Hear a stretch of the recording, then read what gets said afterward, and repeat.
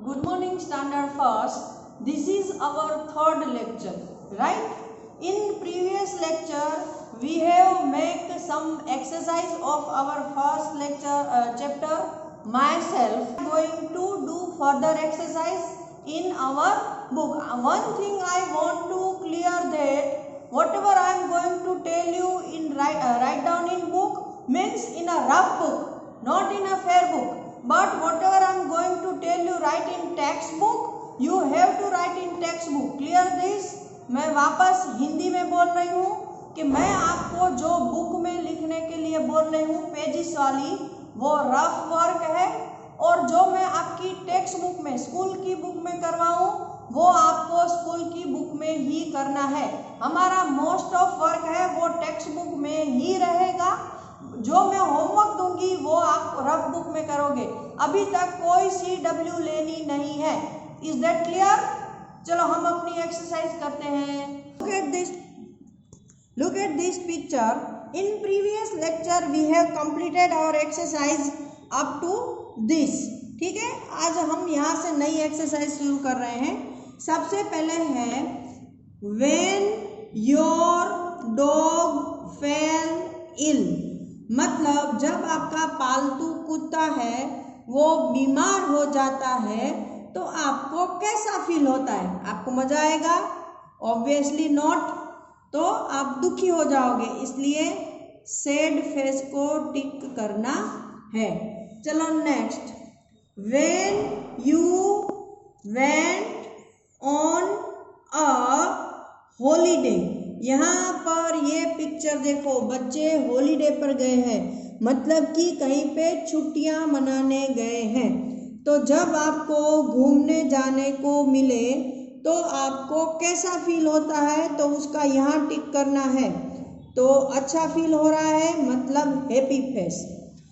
Next, on your first day at school, मतलब आप school पहले दिन आ रहे हो। तो अगर सिर्फ नया स्कूल है तो आपको बहुत सारे बच्चे को अच्छा लगता है कि भाई नई स्कूल है, कैसी स्कूल होगी, बेंच कैसी होगी, बोर्ड कैसा होगा, मेरे साथ कौन से बच्चे होंगे, कैसे टीचर होंगे, गार्डन कैसा होगा, खेलने के लिए क्या क्या होगा। तो ये सब चीज़ें बच्चों को एक्साइटेड करती है। तो पहला दिन शायद मुझे ऐसा लगता है कि भाई बच्चे एक्साइटेड होते हैं तो उसको अच्छा लगता है। अभी आप ही फील करो कि इतने दिन से आप लोग घर में बैठे हो ड्यू टू कोरोना। अभी आपको यही फील हो रहा होगा कि भाई कब स्कूल खुले, कब मैं स्कूल जाऊं, कब मेरे फ्रेंड से मिलूं, कब हमारा स्पोर्ट्स का लेक्चर आए, है ना? तो इसलिए मैंने यहाँ पे हैप्पी फेस लगाया है।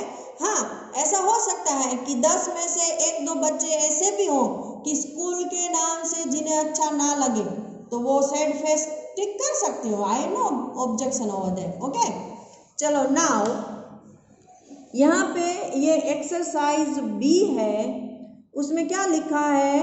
आंसर मतलब जवाब दो, दिस क्वेश्चन मतलब इस प्रश्नों के जवाब दो, अबाउट योरसेल्फ मतलब अपने आप इन प्रश्नों के जवाब लिखो।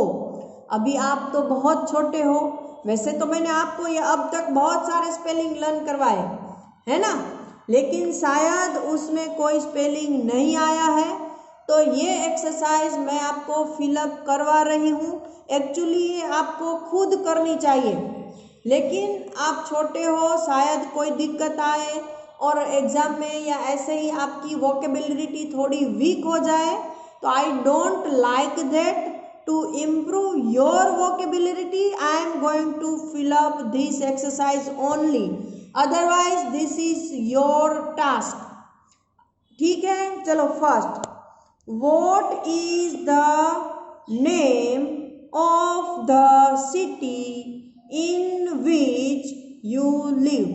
मतलब what is the name, क्या नाम है, of the city उस शहर का, इन विच यू लिव जिसके अंदर आप रहते हो। मतलब आप जिस शहर में रहते हो उसका नाम क्या है। तो हम लिखेंगे राजकोट। तो लिखो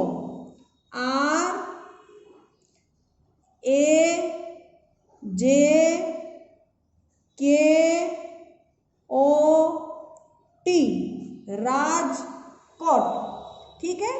फिर what is your nickname. Nickname मतलब आपका प्यारा सा दूसरा नाम, मतलब कि आपका दूसरा नाम कौन सा है। जैसे कि हमारा कोई होता है, उसका वैसे तो नाम है पार्थ, लेकिन उसके घर वाले प्यार से उसको पार्थू बोलते हैं, किसी को किट्टू बोलते हैं, किसी को गिट्टू बोलते हैं, है ना। जिसको गुजराती में हम हुलावना नाम बोलते हैं, तो वो निकनेम बोला जाता है।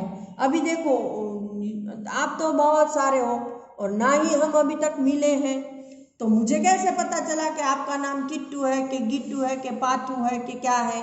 तो यहाँ पे अपनी मम्मी से पूछकर उसका स्पेलिंग पूछोगे नहीं आए तो, और यहाँ पे अपना निकनेम मतलब आपका जो दूसरा नेम है, जिसको सब आपको प्यार से घर में बुलाते हैं, वो नाम यहाँ लिखना है।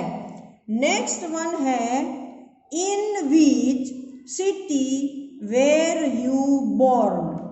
कौन से शहर में आप, बोर्न का मतलब है पैदा हुए थे, आपका जन्म कौन से शहर में हुआ था। तो यहाँ पर भी आपको अपने सिटी, अपनी मम्मी को पता होगा कि भाई आपका जन्म कौन से सिटी में हुआ।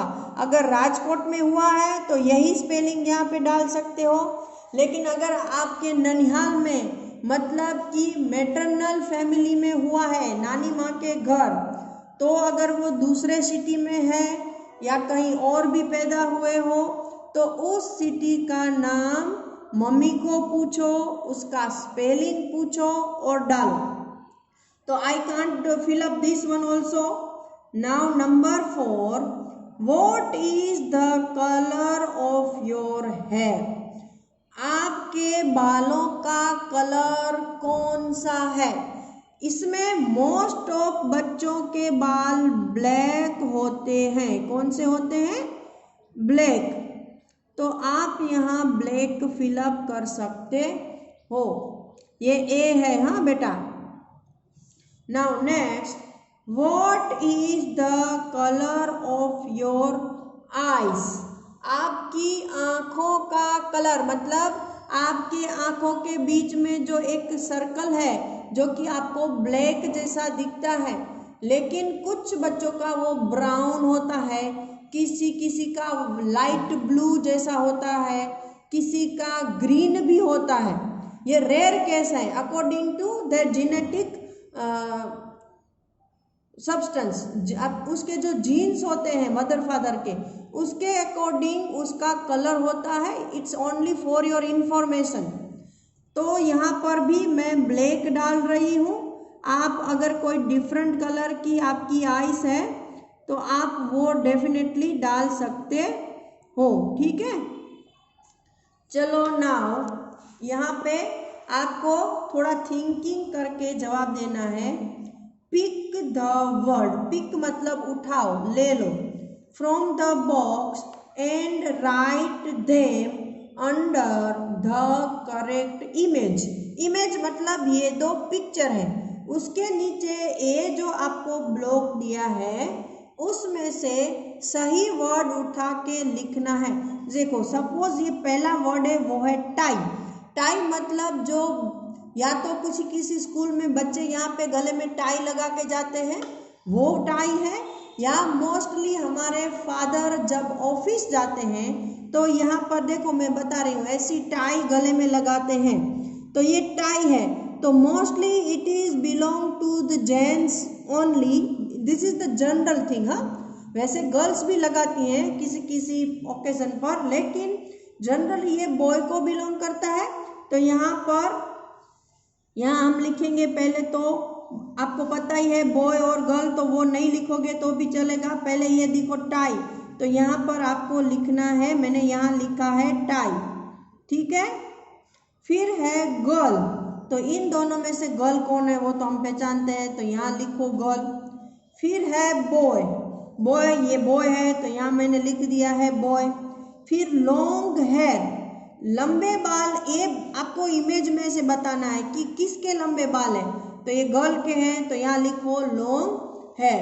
तो यहाँ पर ये आपका फर्स्ट लेक्चर कंप्लीट हुआ। नेक्स्ट सेशन में हम लोग फिर मिलेंगे, तब तक के लिए गुड बाय। लेकिन एक बात वापस मैं रिपीट कर रही हूँ कि मैंने जितने भी स्पेलिंग लिखवाए वो लर्न करके रखना।